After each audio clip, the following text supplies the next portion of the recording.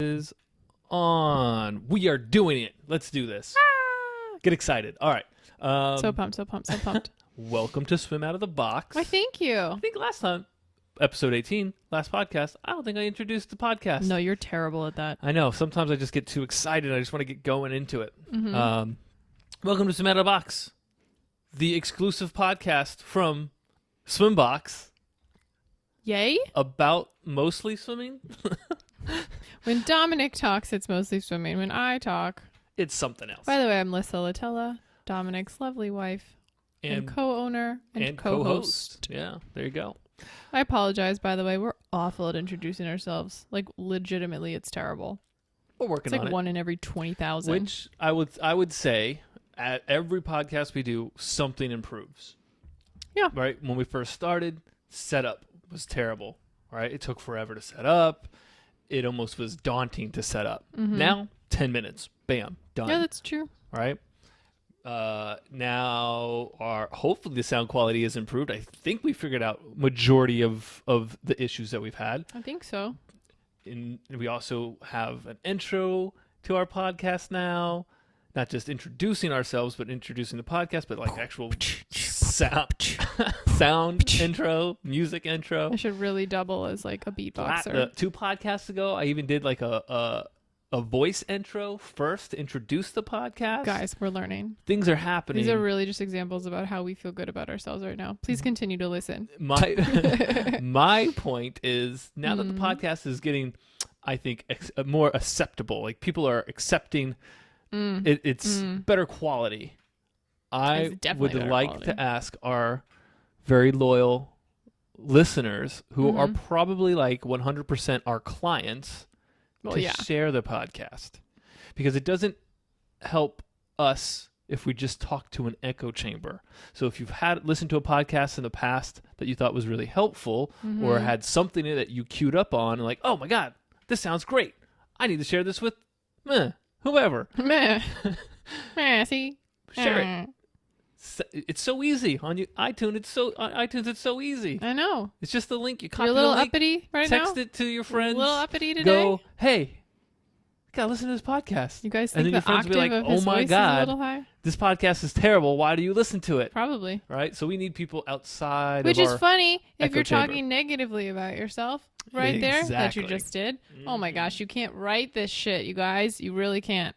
Because the topic of Because today we don't. is negative self-talk. Well, I think more accurately. Oh my gosh. I hate to say that hate you're wrong. You told me that's what we were talking about. It's not. We're not talking about negative self-talk. We're just talking about self-talk. Period. Let's do some negative Dominic Because- talk, shall we? It happens as soon as these mics go off. Nothing but Hey, negative Lissa, Dominic let's self-talk. talk about this. Not. So it's about self-talk, positive and negative self-talk. Okay, and I actually want to start by reading a quote. Ooh, okay. All right, how professional of me. How profound. Well, we haven't heard the quote yet. Oh my so gosh, where'd you get that book? My lovely wife got me this book. Human beings, by changing the inner attitudes of their minds, can change their outer aspects of their lives. And what book is that from? That's by William James, by the way, which I never trust a person with 2 first names. However, I'll trust William James in this instance because that quote is quite poignant. James is my mother's maiden name, so watch it. That's not her name anymore, so she's trustworthy now. Watch it. There you go. She wasn't trustworthy until your dad made her an honest woman. Oh, wow. Anyway, let's talk about self-talk. I think this is actually a really important topic. I often get to teach instructors how to teach people how to swim, and specifically adults how to swim. And when I get to do that, oh, look, Evie's wanting to play now. And as I get to do that, I always have an opportunity to point out to those instructors that teaching someone how to swim transcends just learning how to swim. When someone learns that new skill of swimming and they conquer a fear or just learn that new skill in general, they also learn something about themselves, right?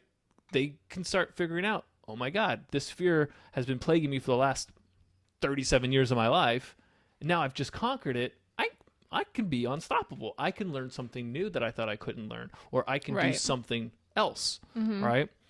Well, I think this skill of learning how you use positive self-talk transcends swimming. So this is a swimming podcast, obviously. That's why you're listening to it, probably. We don't know.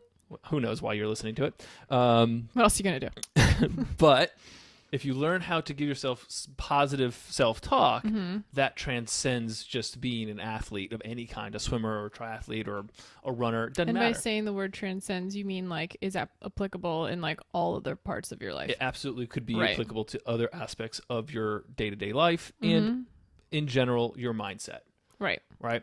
So everyone has self-talk, right? You talk to yourself? In my head? Yes, Constantly. of course. Not out loud. Constantly. Right. So, It's pretty much all about food, but it's there. well, that's nice, I guess. The easiest way to kind of make a change in self-talk, which not everyone needs to make a change in their self-talk, but it's something that we need to be aware of, Mm-hmm. is basically called cognitive restructuring. Ooh, fancy Very words. fancy. Very, Okay. very Are fancy. you going So to the first define that? step in You're not going to define that? cognitive restructuring, I'll define it in the as I explain things. So I'm not going to give a definition, but Okay. you'll understand what I'm talking about. All right, Evie's like distracting me because she's playing tug of war with me and her Yeah, bone. just put the bone down. I can't help myself. All right, so the first steps in self-talk training is to increase self-awareness of the content of your mind, basically. Are you Okay. aware of how you talk to yourself? So many people are not. And it's really important to take the time to start recognizing that you do talk to yourself, that you have thoughts, Mm-hmm. and what are those thoughts saying to you? All right? So the first step is just to become aware. And Aware of the fact that you're talking to Exactly. yourself. all right? And so then within that, you can start sort of making some awareness notes of when you have certain self-talk, positive Mhm. or negative, right? So write down the types of self-talk in which you consistently engage. I think it's And also hard to identify sometimes when it's not negative, because then it's like Mhm. it's not as impactful. Yeah, and that's a great point. I was thinking about this earlier today because I knew this podcast was going to be taking place, Mm-hmm. and I was thinking about how a lot of the times people talk about balance in life, like work balance, play balance, life balance, whatever. Mm-hmm. Having mental balance, basically. Mental health balance, Okay. right? But when you really think about it, negative thoughts weigh more than positive thoughts. Yeah. So the balance isn't a 1-to-1 ratio. For every positive self-thought, I'm not allowed to have a negative self-thought necessarily, right? It's more like a 3-to-1 ratio or a 4-to-1 ratio. I need a lot more positive self-talk to balance out the negative. Does that make sense? Mm-hmm. All right, so I think it's important to kind of keep in mind that when people throw around that terminology like find balance in your life, not Mhm. everything weighs the same. Right. I mean, you can also think like silly thing. What is it? Frowning takes so many more muscles than Right. smiling, and everyone's always like, "Don't frown, or your face will stick like that." Yeah. It's the same thing. I mean, a lot of it's this whole self-talk thing is perspective. It's all about perspective. Mm-hmm. So it sounds silly, but I think it's important that everyone that wants to make a change in their self-talk needs to write down these occurrences. It sounds silly The because negative occurrences, all or of just them. all occurrences? all occurrences. When you're first figuring it out. Yes. Right. Not forever. You would never stop. I could literally be writing down the things I'm thinking constantly. Right. So the first steps are be aware that you have self-talk, then start writing down what that self-talk is, consistently engaging in, right? Mm-hmm. And then you need to record when it happens, where it's happening, and under what circumstances those thoughts occur. Like Is what it was at a s- happening around you is to it at a maybe swim meet? induce these things. Is it at the main set of a Mhm. workout? Is Mhm. it getting out of bed to go to a workout? right? Right. Keep a little notebook with you that's just bullet points of your self-talk. It's really just helping you get to know yourself and see different ways that you can. Right. And then maybe, give yourself a week of it, 2 weeks of it, a Mhm. month. I don't know how patient you are. Yeah. A month would be pretty impressive. And then you need to assess your self-talk and then begin to replace the negative with the positive, right? So make a list of all your self-talk thoughts, what they occur around, and then just kind of go back through and go, okay, well, this one was positive. This one was negative. This one was positive, right? And then a method of replacing the negative self-thought is to, as we talked about before, use cognitive restructuring, in which an athlete or a swimmer, however you want to describe it, restructures. I believe that's on camera. Sorry for the interruption. So. If she was over here, it would be. Can you guys see that? Can you see Evie going crazy? Oh my God, she just popped up on the camera when you did that. So Evie's doing zoomies right now. She was at the park earlier today. Don't know why she's got all this energy, but she always finds a little extra energy around this time, I guess. Anyway, pay no attention to the bear/pig type sounds in the background. I promise at least I'm not the one making those noises. So, athletes, swimmers, triathletes, whoever, athletes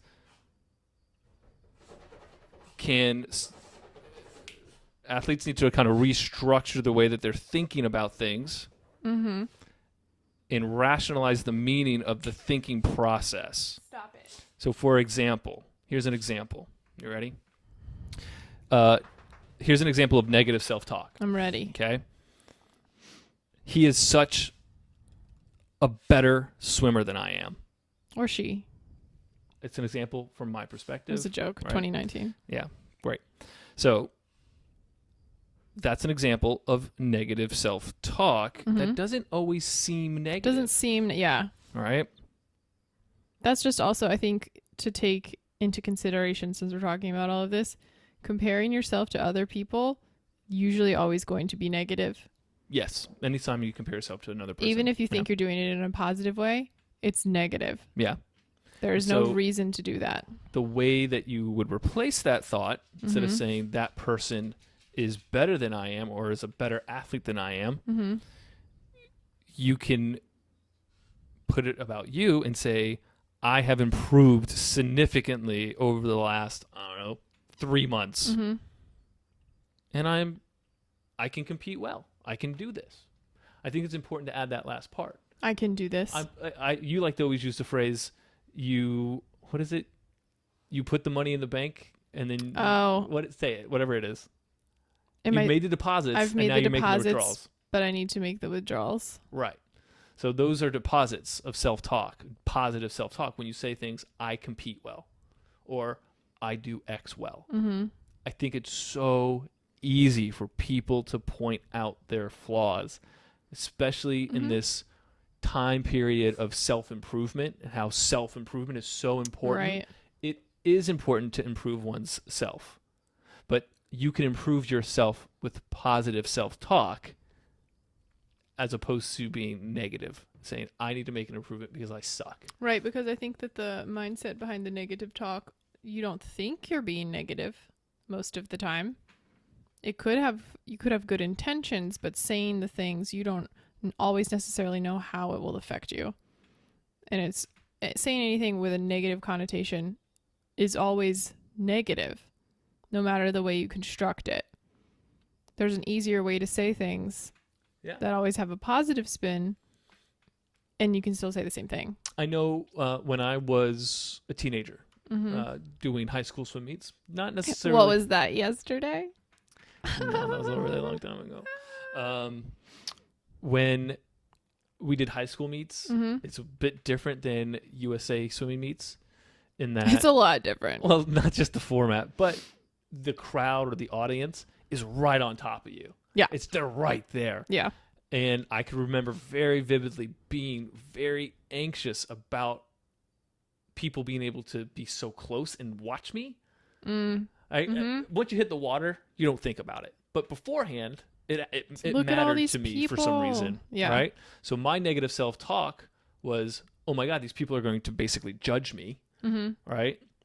I could have changed my perspective and said, all these people are here and I need to use it for motivation. Mm-hmm.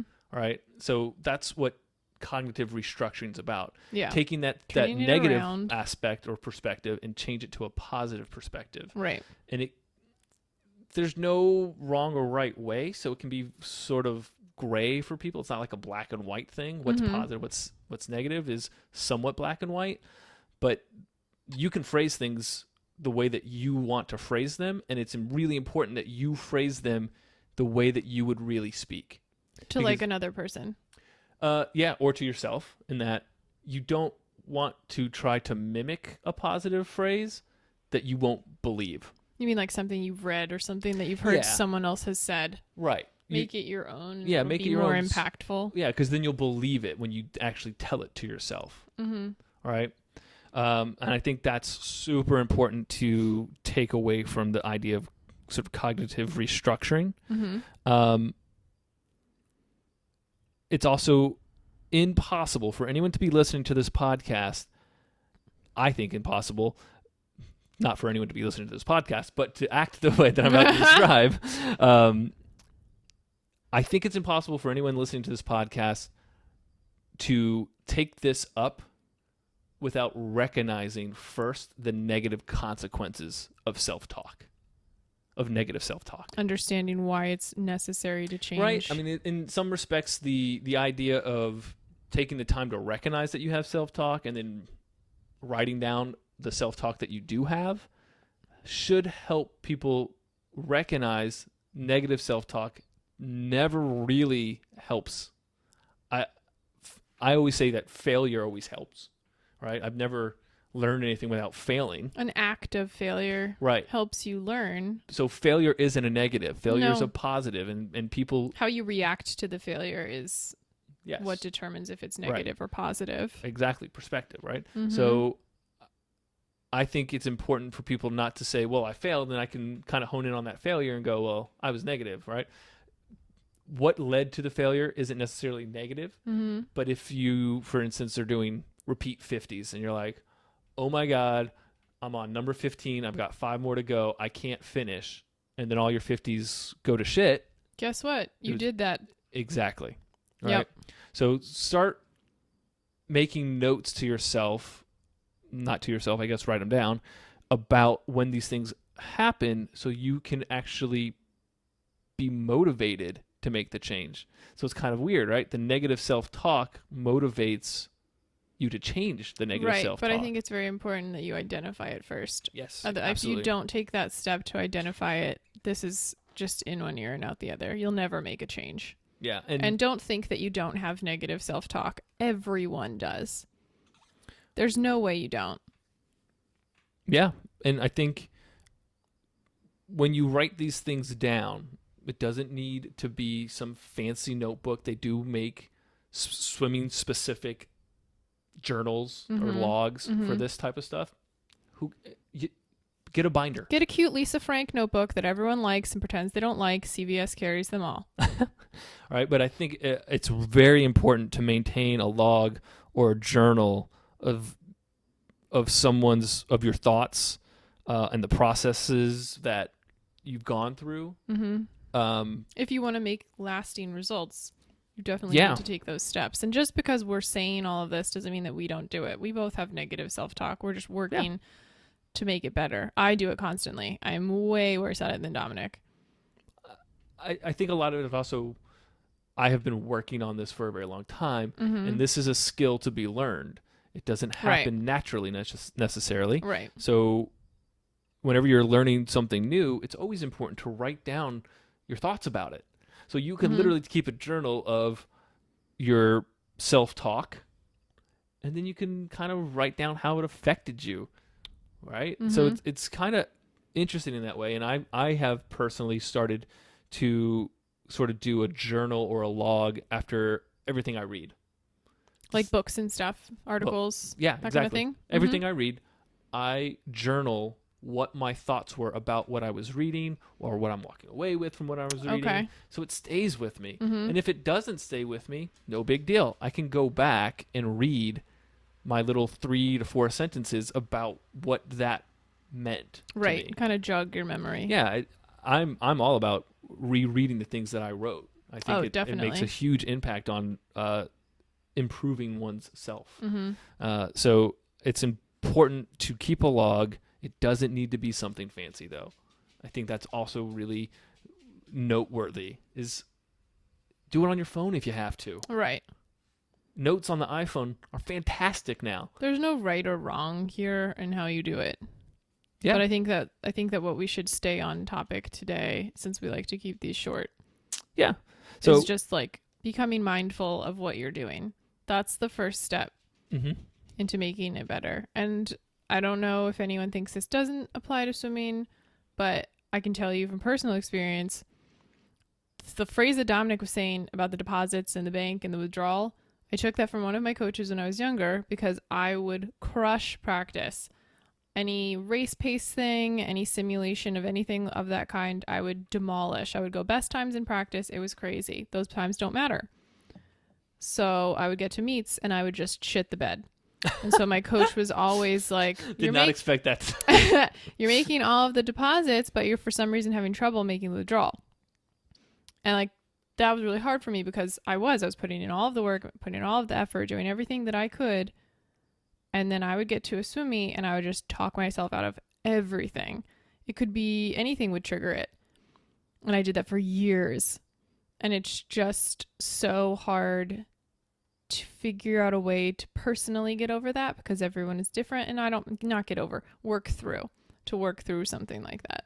That's really difficult because it's different for everyone. And something that worked for me may not work for you. So that's why being so mindful of what's actually going on inside your head is the only way that you're going to be able to make positive changes. I would say this is a great opportunity to make a recall back to our previous podcast where I talked about how you practice is how you will compete. It is the same thing with your thoughts. How you think about yourself during your practices is how you're going to think about yourself during your competitions. And if you're not thinking about yourself when you practice, you probably are, and you just don't realize it. Right. I think it's important in skill development to make sure you recognize progress and success. That's easier done with physical things like swimming. Time. It's easy. Right. I know I got better because I'm faster. I can see it. Or I can swim for a longer period of time, right? When it's something cognitive like this, the only way that you can really know if you're making progress is by writing these things down. If you can kind of think of it as like the first week that you write down your self-talk and note negative, positive, well, maybe in 4 weeks later you do the same thing and you just kind of recognize the self-talk. You don't do anything but kind of listen to the self-talk. And then go back through and see, well, is it the same amount of negative as it was 4 weeks ago? Is it less negative 4 weeks ago? Is it more positive? Right. Who knows? Check. And I think that's really important for people to understand. And it's physical attributes are always emphasized in training, right? We always want people to get stronger, get more flexibility, get better mobility, breathe better. The mental side and the emotional side to training is severely under talked about and under coached. But so impactful. It is probably the lowest hanging fruit for everybody because they're just not thinking about it.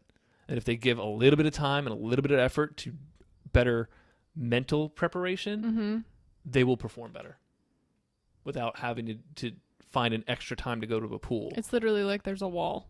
There's like this invisible wall and you have to get through it, but only you can do that and figure it out on your own. Yeah. And like we don't know shit. We're not experts. Like this is just something that we think is like there needs to be attention brought to it. And it doesn't matter if you're young, if you're old, if you're in the middle, it doesn't matter. Everyone needs to be working on these things to make themselves better. And yes, it does apply to swimming, but it applies to every other part of your life too. Like you'll just feel better. Yeah. It's amazing. Yeah. It's also, I think, very vital, we'll say, for people to realize that no one really ever masters this Yeah. It's a constant thing that you're working on. It's that terrible thing that people say life is a journey. It's not about the destination, whatever. It's true though, because like you don't work out once and then you're like, oh, I'm good for the rest of my life. Right. You don't eat one piece of spinach and go done. Ooh, I wish. I actually really like spinach. No, spinach is great. So I think the idea of controlling thoughts is challenging. It is a very challenging thing to undertake, but it is possible. It's a skill that anyone can learn. So just keep in mind it will be a challenge, but if you take small steps, you can tackle this challenge and gain significant results. Oh yeah. It's just like, as a coach's perspective, from my perspective as a swim coach, it is just like teaching anyone how to swim, and then go from learning how to swim to becoming sort of a intermediate swimmer, all the way to an advanced swimmer. It's always just small steps, refining, going over the same things over and over again. And I think if someone really wants to make an impactful difference on the way that they use self-talk, take small steps. They're not hard steps. It might seem hard, but like the little things comes down to what I'm really into right now is discipline. Are you disciplined enough to write down these things when they happen? Right. And it's not enough to just say, yeah, I'll do that. You have to have a plan. If you don't have a structured plan, you're probably not going to stick to it. It's as simple as saying for the next 7 days at 2:30 p.m., I'm going to write down the thoughts that I can remember. Because you don't need to... Or you can just do it right then in practice if you can. I'm just giving you an example. I know. Chill out. I know. I can't chill. So every day at 2:30 p.m. for 7 days, you'll write down your thoughts, identify positive, negative, other. Something like that. Come up with a structured plan. That's the first step you need to do. I think we should leave it at that. I think you are correct. I think this is probably another topic that we will touch on again. Oh, no, we definitely need to. I just don't want to go super, super into all of it. I agree. It's heavy.